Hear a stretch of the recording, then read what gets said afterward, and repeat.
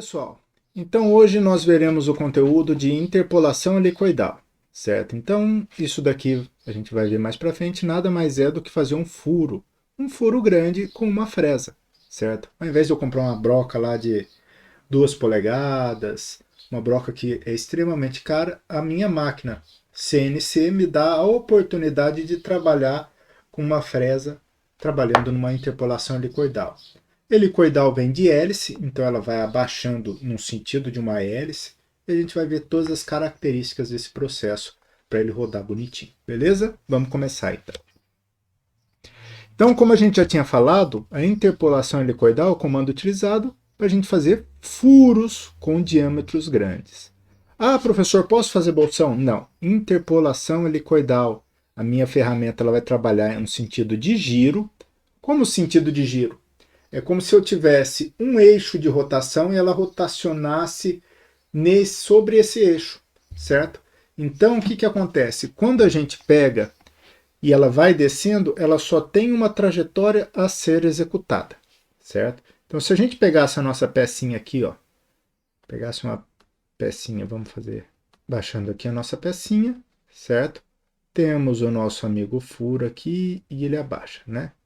Então, se eu pegasse, fizesse um corte na peça nesse sentido, e a gente veria essa peça, lembra lá da aula de cortes, que não é achurado, não é maciço, então é o furo que não vai ser achurado, achuras nas mesmas direções, porque é a mesma. Mas o que acontece? Quando essa ferramenta vier e eu tiver um diâmetro muito grande, certo? O que acontece? Eu vou fazer posso fazer um breve furo, se a minha fresta for só de canto, onde a minha ferramenta não corte no centro, ou se ela for de material de topo mesmo, uma fresa para fazer faceamento tudo e ela corte no meio, eu não preciso fazer. O ideal é que eu faça o furo e faça a interpolação. Qual seria o meu eixo? O meu eixo é exatamente o eixo de rotação do furo. Então quer dizer que essa fresa terá esse eixo de rotação do furo e aonde ela vai rotacionar a partir dele. Só que o que acontece? Essa fresa ela traça o meu eixo de rotação e aí ela vem para o canto, aonde a minha trajetória vai ser de canto a canto. Então, lembrem lá, essa fresa ela tem que ter um diâmetro similar ao raio do meu furo. Ela não pode ser menor, senão eu vou deixar um sobremetal aqui em cima. A gente vai ver mais para frente alguns detalhes, mas basicamente é fazer furo grande trabalhando no movimento de hélice. Então cada passo aqui, ó, essa figura ela mostra, mas cada passo aqui é dado gradualmente durante o meu movimento. Então o ideal seria se fosse assim, ó. E aí ela vai, faz o giro e vai. Então ela vai ter a inclinação devido à forma que vocês programem o comando, beleza? Continuando aqui, o comando ele trabalha com G2 e G3, que são interpolações circulares, certo? Programadas, só que ele tem mais fatores de preenchimento, I, J, Z e o turn, certo? O Z é profundidade total. O que é profundidade total? Depois a gente vai falar de todos no próximo slide, mas só explicando. É a profundidade total do meu furo. É o quanto a minha ferramenta irá penetrar, certo? Então, se o meu furo tiver 10 de profundidade, é menos 10. Então, a gente tem que começar a pensar que o Z sempre vai estar negativo, gente. Lembra lá, a razão da gente pôr o zero peça no topo do meu blank, do topo da minha peça que vai ser usinada, é para ter a coerência de pensar, meu Z negativo é um Z usinando, é um Z com possibilidade de usinagem. Então eu já tomo um cuidado maior, trabalho com avanços programados e tudo mais. E aí, gente, por que a gente está falando do Z? Porque o Z e o turn, eles trabalham junto. Porque o turn é o número de voltas até o Z final. Isso quer dizer? Quer dizer que a gente não põe profundidade aqui. A nossa profundidade ela é calculada entre Z dividido por turn. Quer dizer o quê? Quer dizer que se o meu Z é 10 e eu ponho um turn de 10, cada volta que a minha hélice der, ela vai penetrar 1. Se eu ponho um turn de 5, quer dizer que cada volta que ela penetra 2. Se eu ponho um turn de 100, quer dizer que cada volta que ela penetra 1/10 de milímetro. Beleza? Então a minha profundidade ela vai ser dada entre z dividido por turn. Isso é a minha profundidade. Então o que acontece, gente? Esse z ele tem que ser exatamente o ponto de base, certo? Então a gente tem que tomar um cuidado extremo nesse z. Beleza? Então, dando continuidade aqui, gente, a gente tem que a interpolação helicoidal, todos os termos descritos serão x, y, z, i, j e Turner, né? É G2 ou um G3. X são as coordenadas em relação ao zero peça de x. Y as coordenadas. Mas coordenadas de quem? X e y são do ponto de início da interpolação helicoidal. X e y é o ponto onde a minha ferramenta vai estar de início. É esse pontinho aqui, ó, que eu marquei para vocês, ó. Certo? Esse é o ponto de x e y em relação ao zero peça. Mais para frente, quando a gente aprender comandos mais avançados, como trans e atrans, a gente vai ver que todo furo a gente taca esse zero peça para o centro do círculo. Mas primeiro temos que aprender bem a utilizar a interpolação helicoidal para dar o próximo passo, né? O I nada mais é do que a distância de início até o centro de furo. O I e o J são você está contando para o seu módulo CNC qual que é o seu centro do furo de referência. Então, o que acontece?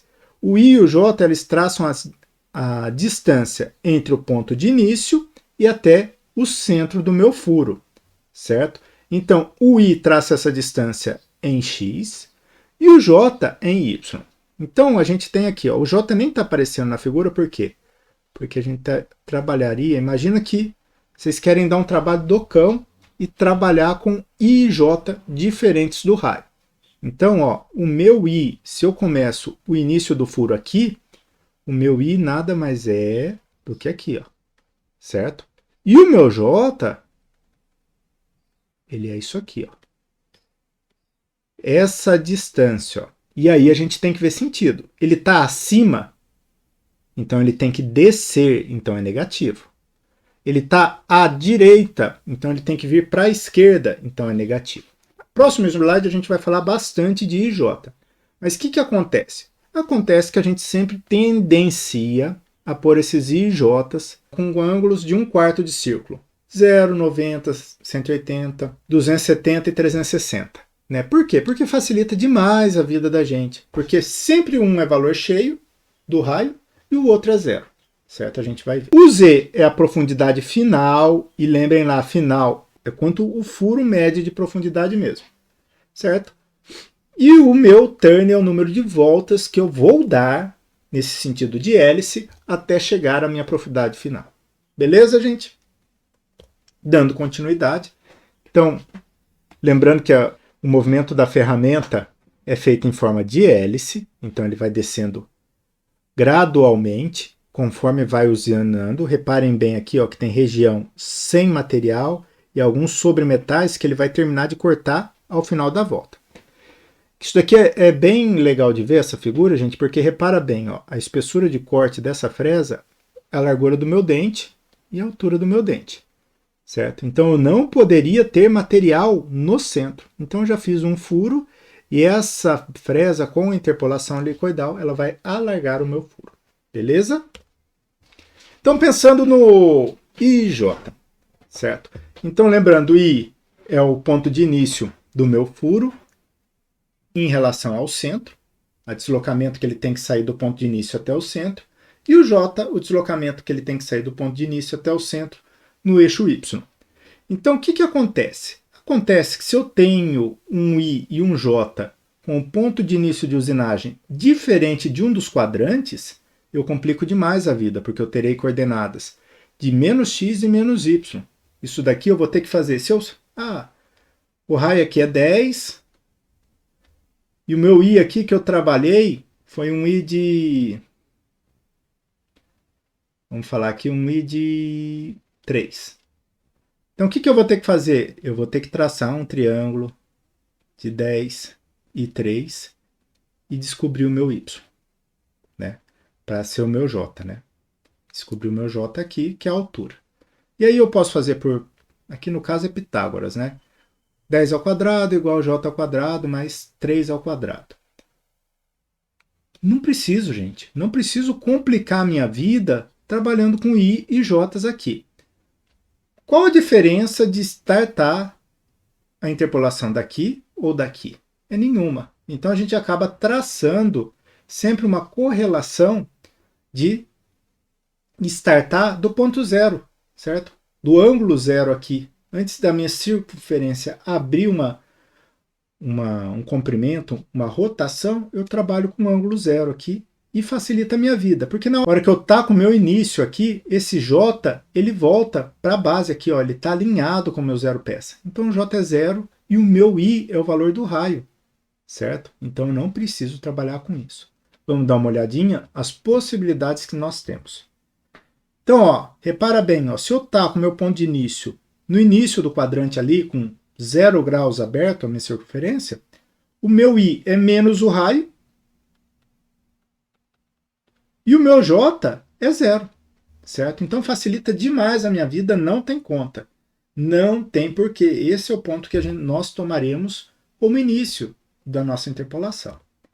Se eu trabalho com o meu ponto de início aqui, ó, em cima, se eu trabalho com o meu ponto de início aqui em cima, o que acontece?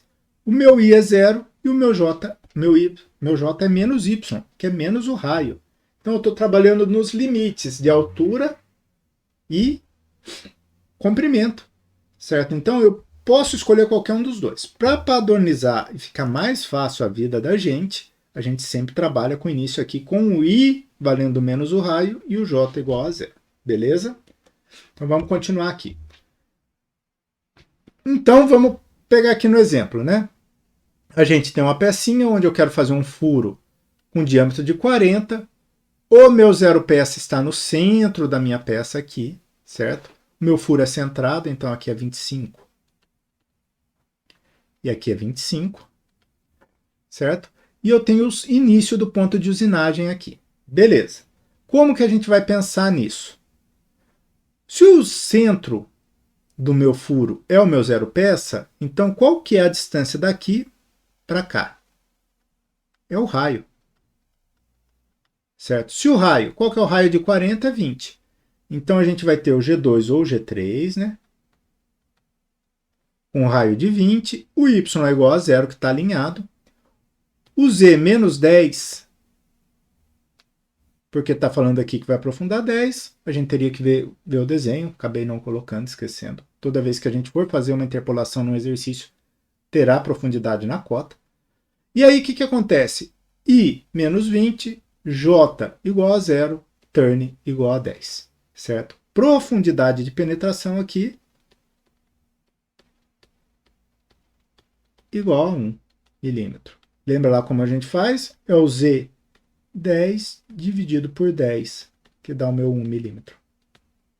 Aqui, por passada. Beleza, gente? Não tem segredo, certo? Tá muito mais fácil, a gente vai ver quando a gente trabalhar com o trans e a trans, as facilidades que isso pode ocasionar na gente e vamos em diante, né? Então vamos pegar um outro exemplo aqui, ó. Mais uma vez o furo centrado. Então a gente tem 25 e quanto de altura? 30, 15. Só que agora, gente, o meu zero peça ele não está centrado, meu zero peça está aqui no canto. Então o que acontece? Eu sei que o centro do furo tem as seguintes coordenadas. X, 25 e o meu Y, 15. Certo? Eu sei também que a espessura da peça é 20 milímetros, certo? E 1 milímetro por passada a minha ferramenta remove. Beleza? Então aqui, ó, esse aqui é o centro. O meu ponto inicial está deslocado em X, o raio por direita. Então vamos pensar aqui que o meu ponto inicial da interpolação helicoidal é o quê? O x é o centro mais o raio. Se era 25, o x vira 35. Certo? O y está alinhado ali, ele está de bobeira. Então é o mesmo. Beleza? x35 e y15. Beleza, gente. Vamos lá, vamos por aqui escrever. Normalmente a gente vai trabalhar sempre em usinagem no sentido horário. Então é um G2, x. Ponto inicial, 35. Ponto inicial em y, 15. Profundidade total, o z é menos 20. Certo? O meu I é o raio que ele volta do ponto inicial até o centro. O raio é 10, então é menos 10, porque ele está andando para a esquerda. O meu J é 0 e o meu turn é igual a 20 voltas. Beleza, gente? Isso daqui é a nossa interpolação helicoidal. Na aula do exercício, a gente esmiuça tudo esse exercício aqui, vamos fazer ele passo a passo, certo? Com a interpolação e tudo mais. E aí a gente comenta algumas coisinhas a mais.